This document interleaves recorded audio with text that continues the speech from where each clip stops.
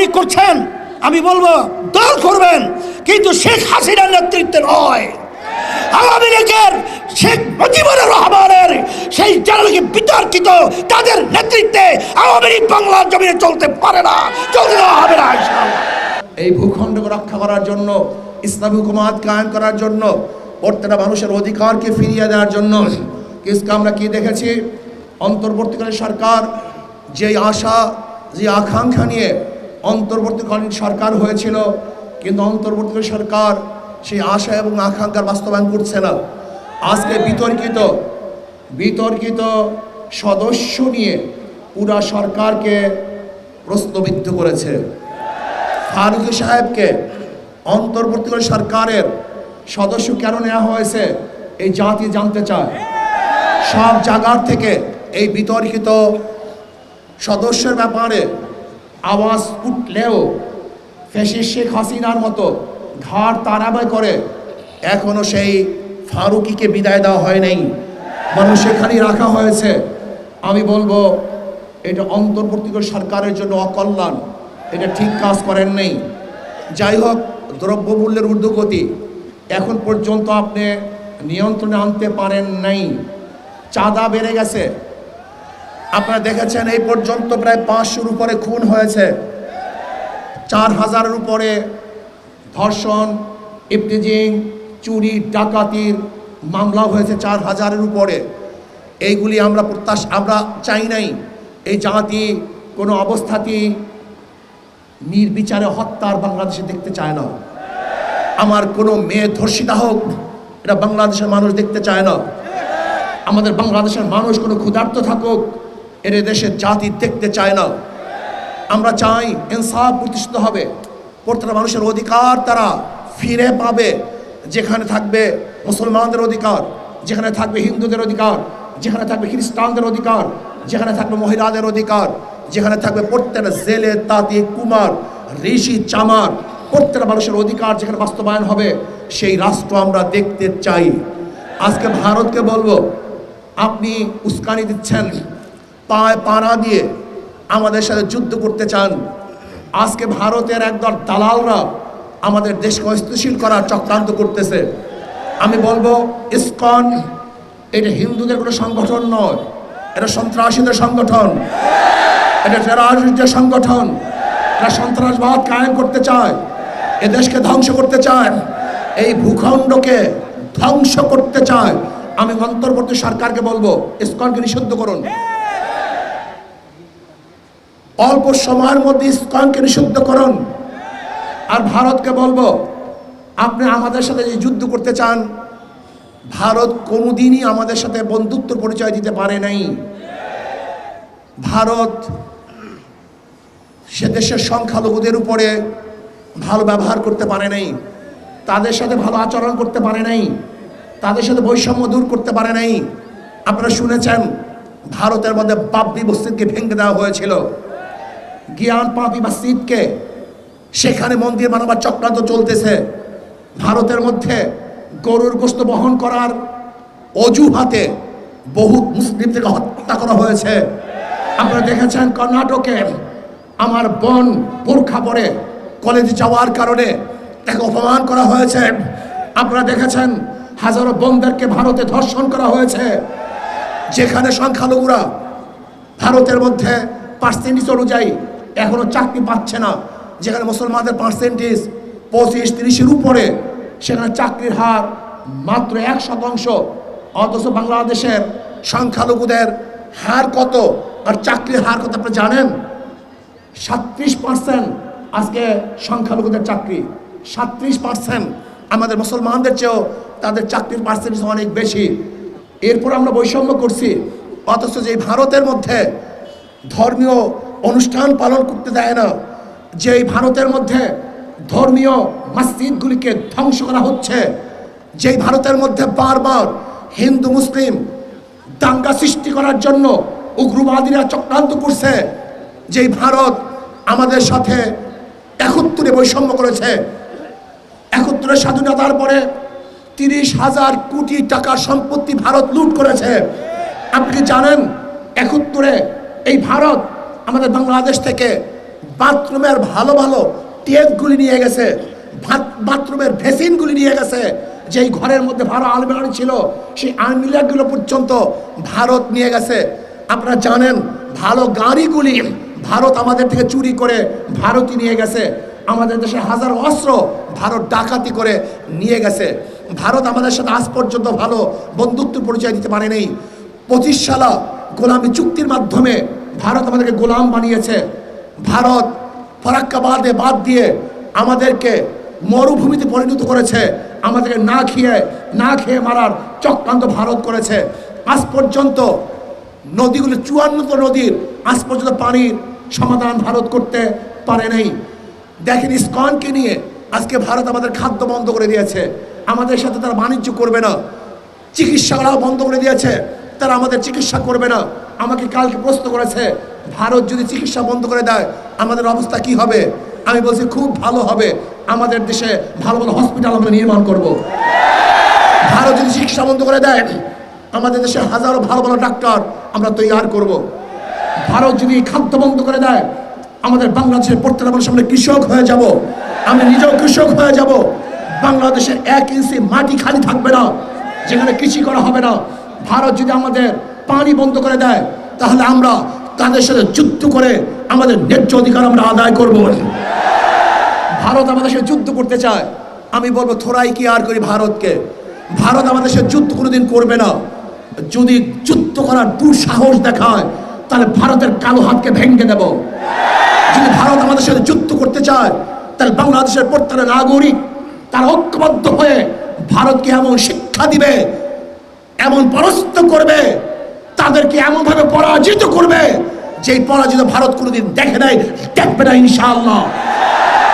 আমি বলবো ভারতকে আপনি উস্কানি দিচ্ছেন।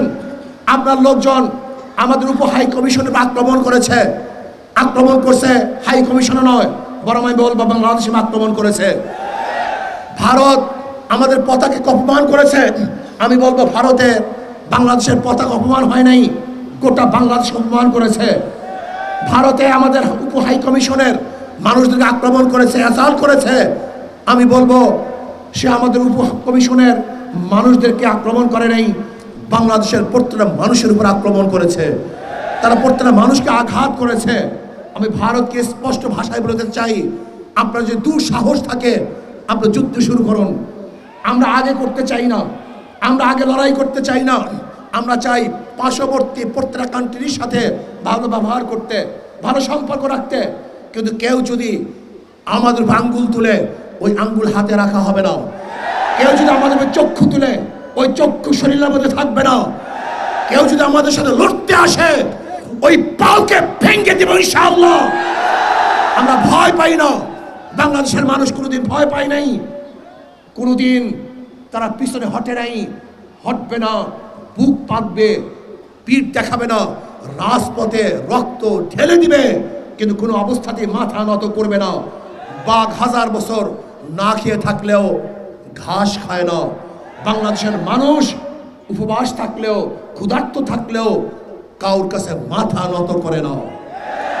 আমরা বাদশার জাত, বাঘের জাত, আমাদের ইতিহাস আছে। আমরা জীবন বা লড়াই করে এই বাংলাদেশকে রক্ষা করেছি, এখনো করব, ভবিষ্যতেও করব। তৈয়ার থাকুন। ভারতের যে কোনো আগ্রাসী হামলার থেকে আমরা ইনশাআল্লাহ অবশ্যই তাদেরকে প্রতিহত করব, বাধা দেব, এদেশকে স্বাধীন রাখবো ইনশাআল্লাহ। আজকে হোক কালকে হোক ইসলাম হুকুমত কায়েম করব। বসুন্ধরা ডায়াপেন্ট এখন আরো উন্নত।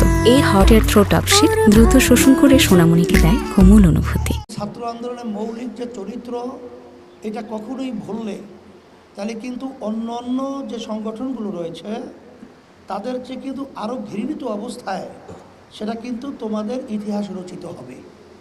সেই বিষয়গুলো তোমরা সবসময় লক্ষ্য রাখতে হবে যে আমাদের নীতি আদর্শ এবং আমাদের জীবন গঠন করা মূল হলো সাহাবাদের অনুসরণ। আলহামদুলিল্লাহ আমরা দেখেছি এবং তোমাদেরকে ধন্যবাদ জানাই যে বাংলাদেশে জুলাই বা আগস্টে যে অভ্যুত্থান ঘটে গেল, এর পিছনে যে ছাত্ররা বৈষম্য বিরোধী যে ন্যায় তাদের অধিকার বাস্তবায়নের লক্ষ্যে তারা যে আওয়াজ তুলেছিল, বাংলাদেশের ভিতরে একটাই ছাত্র সংগঠন যার নাম হলো ইসলামী ছাত্র আন্দোলন। তারা কিন্তু তাদের ব্যানার নিয়ে ন্যায়ের পক্ষে অন্যায়ের প্রতিবাদে তারা কিন্তু জানের ঝুঁকি নিয়ে তারা রাজপথে তারা কিন্তু আওয়াজ তুলেছিল। বিশেষ করে আমি দেখেছি অনেক ছাত্ররা আজকে ইসলামী ছাত্র আন্দোলনে তারা ন্যায়কে প্রতিষ্ঠার জন্যে অন্যায় প্রতিবাদে আওয়াজ তুলতে গিয়ে শাহাদত বরণ করেছে। আমরা দোয়া করছি আল্লাহ তাদেরকে বেহেশতের উঁচু মাকাম আল্লাহ দান করুন। অনেক ছেলেরা পঙ্গুত্ব বরণ করেছে, অনেকের চোখ হারিয়েছে। সেদিনকার আমি যখন চিটাগাঙে গেলাম তখন আমাদের একটা ছাত্র সে আমার সামনে স্টেজে আসলো। ও দুই চোখ দেখে না। ও আইসে যখন বক্তব্য রাখছিল তখন চোখে পানি রাখা যায় না। যে কি করুণ দৃশ্য, আল্লাহ তাদের চোখে পুরোপুরি ভালো করে দেয়। আজকে আপনারা দেখেছেন ছাত্ররা এই দেশকে গড়ার জন্যে তাদের জীবনকে উৎসর্গ করে দিয়েছিল। আজকে বৈষম্য দূর করার জন্যে আজকে ছাত্ররা যে আওয়াজ তুলেছিল ইসলামী আন্দোলন বাংলাদেশ, তাদের এই আওয়াজের সাথে ন্যায়ের পক্ষে আমরাও রাজপথে ব্যানার নিয়ে তাদের পাশে ন্যায়ের পক্ষে অন্যায় প্রতিবাদে আওয়াজ তুলেছিলাম।